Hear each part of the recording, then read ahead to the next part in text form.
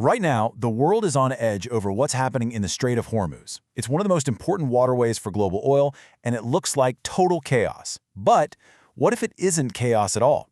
There's a geopolitical analysis out there that suggests this is all part of a very deliberate, very intricate plan. And today, we're going to break that whole theory down. So it all boils down to this one question. Who's really pulling the strings at this critical choke point? On the surface, it looks like Iran is holding the world's economy hostage. Or maybe it's the US military with all its firepower in the region. Well, the theory we're exploring today argues that the real answer is something else entirely. Okay, so first, let's just look at the situation as it's being presented to everyone. The Strait of Hormuz is in turmoil, and because of that, economies all over the globe are starting to panic.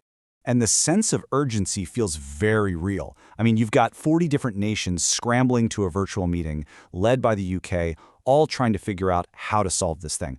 The British Prime Minister even came out and said, I do have to level with people on this. This will not be easy. And when you hear that, you think, wow, we're in serious trouble. But this is where the official story starts to get a little weird, because the analysis we're looking at points out a few key facts that just don't seem to fit, turning this whole crisis into a giant puzzle. And here's where the contradictions really jump out at you. So while these 40 nations are wringing their hands, the United States is nowhere to be seen. They're just not at the big emergency meeting. And even stranger, we're hearing that ships from France and Japan are just sailing through the strait totally fine. How does that make any sense? And then you have this quote from Donald Trump. At a time when other world leaders are talking about how difficult this is all going to be, he sounds incredibly relaxed about it. He just casually suggests they can open the straits easily. It's another piece that just doesn't fit the whole crisis narrative at all. So with all these weird, conflicting signals, you have to ask yourself, what is really going on here? Well, the analysis we're examining today presents a pretty startling theory. The theory claims this whole thing is a perception game. The main goal isn't military, it's psychological. It's all about fundamentally changing how the rest of the world sees America's place on the global stage. Now, to get this, you have to understand what the analysis calls the freeloader problem. The idea is that for decades, the US military has essentially acted as the world's security guard, keeping the sea lanes open for everyone, especially for its allies in Europe, who, according to this theory, have been getting all the benefits of that security without ever really pitching in.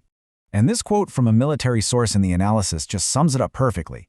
It's basically saying the US Navy isn't in any rush to fix this problem, because they're tired of all the anti-American talk. They're using this crisis as leverage to demand, as it says right here, a modicum of cooperation and respect. And there's another target in this perception game: hypocrisy. The analysis points to commentary like this, which basically says that European nations talked a big game about green energy ideology, but kept themselves dependent on foreign oil. So this crisis forces their hand, right? It exposes the massive gap between what they say and what they actually do. But, and this is crucial, according to this theory, this isn't just about changing minds. It's about something much, much bigger. It's about forcing a complete rebalancing of power across the entire globe. The analysis actually lays it out as a three-step process. First, you stand back and let your allies feel the hurt from the crisis. Second, you use that pain as leverage to make them finally pull their own weight and contribute to their own security. And the ultimate goal, step 3, roll back globalism and restore power to individual, sovereign nations. And this brings us to the deepest, most controversial part of the theory. The analysis claims that the real target here isn't a country, it's what the source calls the deep state. It's described as a hidden global network that has secretly used proxy countries, like Iran, to manipulate oil prices and control the world for decades. So let's put all these pieces together.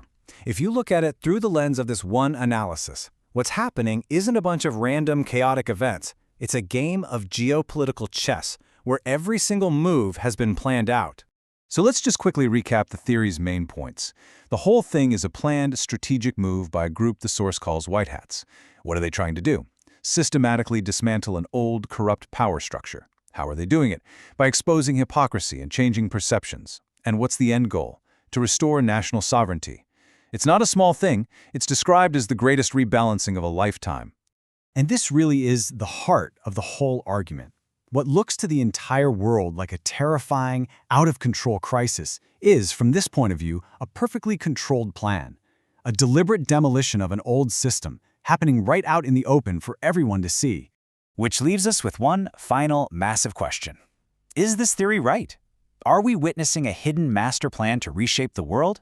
Or is this just a justification for an incredibly high-stakes gamble that could bring down the entire global economy? The answer really depends on what you believe is going on just beneath the surface.